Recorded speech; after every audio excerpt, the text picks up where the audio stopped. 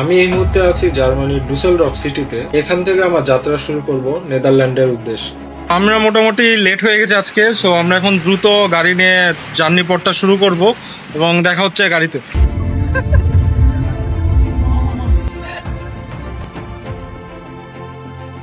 So এই হচ্ছে আমাদের হোটেল এয়ারবিএনবি এবং আমরা আজকে ডুসেলডর্ফে এই হোটেলটিতে আজকে আমরা থাকবো। সো আমরা 5 জন মিলে এই ট্যুরে জার্নি শুরু করতেছি। 125 ইউরো বাজেটে এক নাইট যে কেউ স্বাচ্ছন্দ্যে 4 জন 5 জন অথবা সিলেক্টিভ ওয়াইজ তারা যে কোনো ভাবে থাকতে পারে।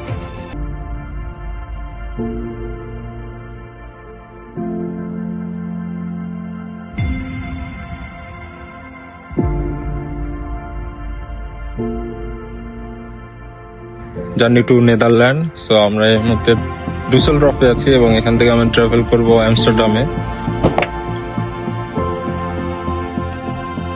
আমাদের নেদারল্যান্ড ট্যুরের পথে আমরা অসাধারণ একটি স্পট লক্ষ্য করতে পারি, যেটাকে বলা হয় ভলভোনিংেন হাউস। ইউরোপের সবচেয়ে অসাধারণ অস্বাভাবিক একটি হাউস প্রজেক্টগুলোর মধ্যে একটি। 1984 সালে ডাচ আর্কিটেক্ট ড্রিস ক্যানেনবার্গ এই বল আকৃতির বাড়িগুলো ডিজাইন করে।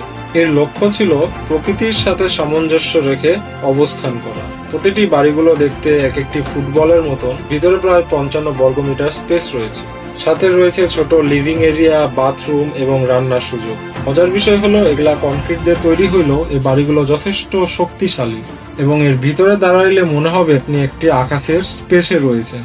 এই বাড়িগুলো বর্তমান ডেনবস শহরে দেখা যায় এবং নেদারল্যান্ডের পর্যটকদের কাছে খুবই একটা আকর্ষণ এবং ইউনিক স্পট গুলোর মধ্যে একটি। সো নেদারল্যান্ড কেউ ট্যুর করতে চাইলে দেখতে পাবেন একটা ইউনিক আর্কিটেকচার হাউজিং।